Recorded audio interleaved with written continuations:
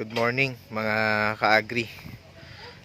Ngayong araw pupunta tayo sa airport.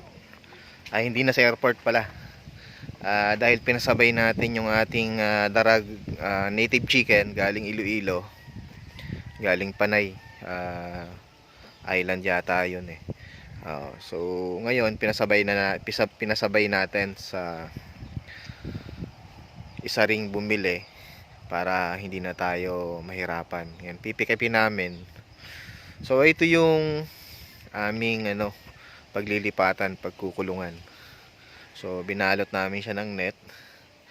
Then may division ng yero sa gitna kasi dalawang set.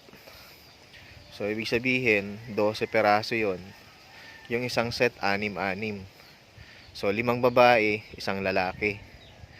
Ngayon, para kumbaga kukuha na natin ng mga breeder, pwede nating i-crossbreed sila. So pwede tayong kumuha sa kabila ng babae, tapos sa kabila lalaki. So pwede nating paramihin, no? So eventually, i-share din natin yan. Magbebenta rin tayo sa mga ka-agri natin para ma-develop yung industry ng native chicken. Tali, sabi nila sa research, yung darag native chicken, siya daw yung pinakamasarap na native meat sa Pilipinas. So hindi siya ganoon kalakihan, hindi naman siya ganoon kaliit na na manok. So dahil nga maganda yung lasa niya daw, so susubukan natin, i-explore natin. Kung maganda, i-scale up natin, gawin nating isang negosyo, no? Pangdagdag income sa farm. Kasi nga ang aim natin is integrated farming.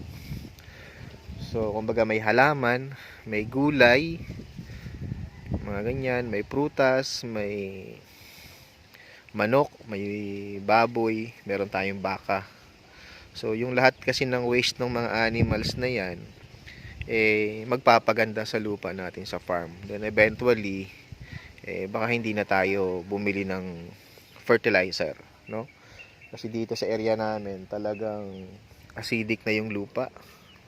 So kailangan talaga ng maraming organic materials para ma-rehab natin. So yan yung housing namin. So hindi pa yan tapos. Kinover muna namin ng net. Then bububungan namin yan.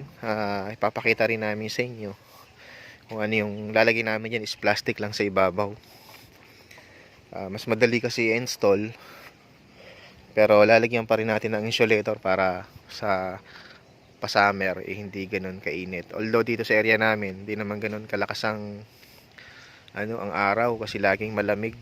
Kung lumabas man yung araw pero yung hangin malamig pa rin, kaya hindi ganoon ka taas yung init dito sa amin.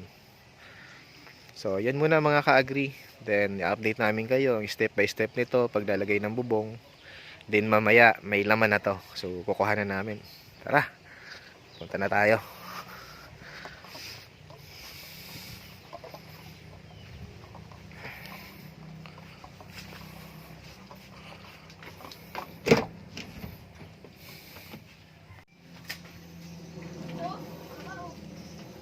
Dumating na yung darag native natin mga ka-agri.